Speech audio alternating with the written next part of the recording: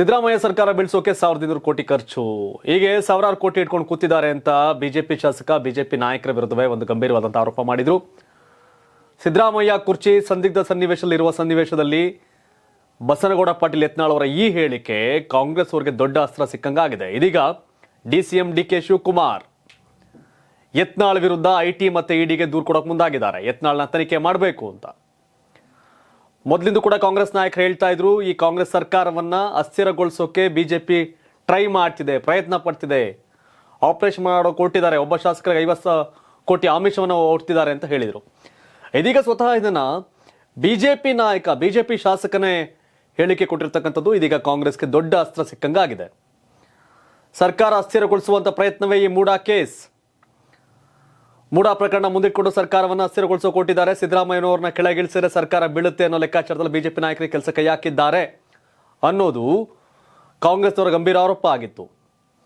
ಆದರೆ ಕಾಂಗ್ರೆಸ್ ಆರೋಪವನ್ನ ಕೇಳಲಿಕ್ಕೆ ರೆಡಿ ಇರಲಿಲ್ಲ ಬಿಜೆಪಿಯವರು. ಆದರೆ ಬಿಜೆಪಿ ಶಾಸಕ ಸೀನಿಯರ್ ಹಿಂದೂ ಹುಲಿ ಫೈರ್ ಬ್ರ್ಯಾಂಡ್ ಯತ್ನಾಳ್ ಈ ಮಾತು ಹೇಳಿದ್ದಾರೆ. ಇದೀಗ ಈ ವಿಷಯವನ್ನು ಇಟ್ಕೊಂಡು ಈಗ ಕೆಪಿಸಿಸಿ ಸಭೆಯನ್ನು ಕರೆದಿದ್ದಾರೆ ಡಿಸಿಎಂ ಡಿಕೆ ಶಿವಕುಮಾರ್.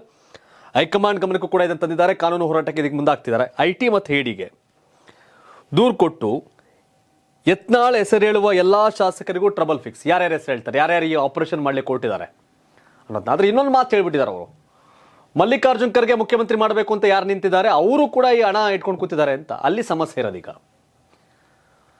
ಮಲ್ಲಿಕಾರ್ಜುನ ಖರ್ಗೆ ಅವ್ರನ್ನ ಮುಖ್ಯಮಂತ್ರಿ ಮಾಡಬೇಕು ಅಂತ ಯಾರು ಓಡಾಡ್ತಿದ್ದಾರೆ ಅವರೇ ಹಿಂಗೆ ಸಾವಿರಾರು ಕೋಟಿ ಇಟ್ಕೊಂಡು ಕೂತಿರೋದು ಹಣವನ್ನ ಅಂತ. ಇದು ಇನ್ನೊಂದು ಆಶ್ಚರ್ಯ. ಯತ್ನಾಳ್ ಬಿಜೆಪಿ ನಾಯಕರ ಅನ್ನೋಕ್ಕಿಂತ ಸಾವಿರಾರು ಕೋಟಿ ಇಟ್ಕೊಂಡು ನಿಂತಿದ್ದಾರೆ ಸರ್ಕಾರ ಬೀಳಿಸ್ಲಿಕ್ಕೆ ಅನ್ನೋ ಹೇಳಿಕೆ ಬಹುತೇಕ ಕಾಂಗ್ರೆಸ್ ಅವರು ಬಿಜೆಪಿ ಅವರು ಇಟ್ಕೊಂಡಿದ್ದಾರೆ ಅಂತ ಭಾವನೆ ಡಿಕೆ ಶಿವಕುಮಾರ್ ಅವರು. ಬಟ್ ಮಲ್ಲಿಕಾರ್ಜುನ್ ಖರ್ಗೆ ಅವ್ರನ್ನ ಸಿಎಂ ಮಾಡಬೇಕು ಅಂತ ಯಾರು ಓಡಾಡ್ತಿದಾರಲ್ಲ ಅವರೇ ಈಗ ಸಾವಿರಾರು ಕೋಟಿ ರೆಡಿ ಮಾಡ್ಕೊಂಡಿದ್ದಾರೆ ಅಂತ ಮತ್ತೊಂದು ಮಾತನ್ನು ಹೇಳಿದ್ದಾರೆ.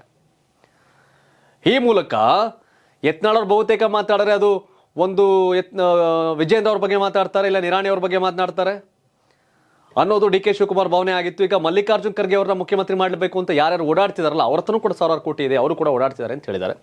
ಬಟ್ ಗೊತ್ತಿಲ್ಲ ರಾಜ್ಯ ರಾಜಕೀಯ ಯಾವ ದಿಕ್ಕು ದೆಸೆ ಹೋಗ್ತದೆ ಅನ್ನೋದು ಫುಲ್ ಕನ್ಫ್ಯೂಸ್ ಎಲ್ರಿಗೂ.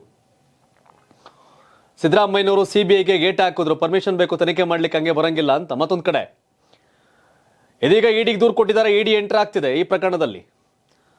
ಲೋಕಾಯುಕ್ತ ಸಿದ್ದರಾಮಯ್ಯ ಪ್ರಕರಣವನ್ನ ವಿಚಾರಣೆ ನಡೆಸೋ ದಿಸೆಯಲ್ಲಿ ಒಂದಷ್ಟು ತಡ ಮಾಡಿದ ಪರಿಣಾಮ ಇದೀಗ ದೂರುದಾರರೆಲ್ಲ ಇಡಿ ಮೊರೆ ಹೋಗ್ತಿದ್ದಾರೆ, ಸಿಬಿಐ ಮೊರೆ ಹೋಗ್ತಿದ್ದಾರೆ. ಈಗ ಇಡಿ ಬಹುತೇಕ ಈ ಪ್ರಕರಣದಲ್ಲಿ ಎಂಟ್ರಿ ಆಗುವಂತ ಸಾಧ್ಯತೆ ಇದೆ.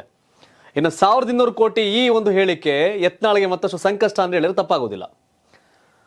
ದಿನೇಶ್ ಗುಂಡೂರಾವ್ ಅವ್ರ ಪತ್ನಿ ಬಗ್ಗೆ ಮಾತಾಡಿದ್ರು, ಕೋರ್ಟಲ್ಲಿ ಒಂದಷ್ಟು ನಿರ್ಣಯ ಅನುಭವಿಸಿದ್ರು.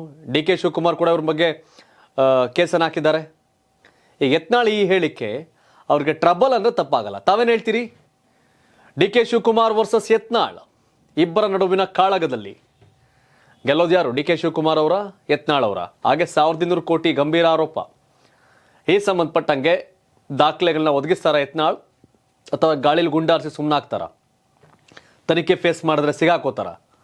ನಿಜವಾಗಿಯೂ ರಾಜ್ಯ ಕಾಂಗ್ರೆಸ್ ಸರ್ಕಾರವನ್ನು ಅಸ್ಥಿರಗೊಳಿಸೋಕೆ ಟ್ರೈ ಮಾಡ್ತಿದ್ದಾರೆ ಒಂದಷ್ಟು ಮಂದಿ. ಮಾಡ್ತಿದ್ರೆ ಅವ್ರು ಯಾರು? ತಮ್ಮ ಒಪಿನಿಯನ್ ಏನು? ನಿಮ್ಗೊಂದು ಭಾವನೆ ಇರುತ್ತಲ್ಲ, ಲೆಕ್ಕಾಚಾರಗಳು. ಸೊ ನಿಮ್ಮ ಭಾವನೆ ಏನು ರಾಜ್ಯ ಕಾಂಗ್ರೆಸ್ ಸರ್ಕಾರದ ಬಗ್ಗೆ, ಈ ಬೆಳವಣಿಗೆ ಬಗ್ಗೆ? ಕಾಮೆಂಟ್ ಮಾಡಿ ತಿಳಿಸಿ. ಧನ್ಯವಾದ. ಇದು ಕರ್ನಾಟಕ ಟಿವಿ, ಕನ್ನಡಿಗರ ಧ್ವನಿ.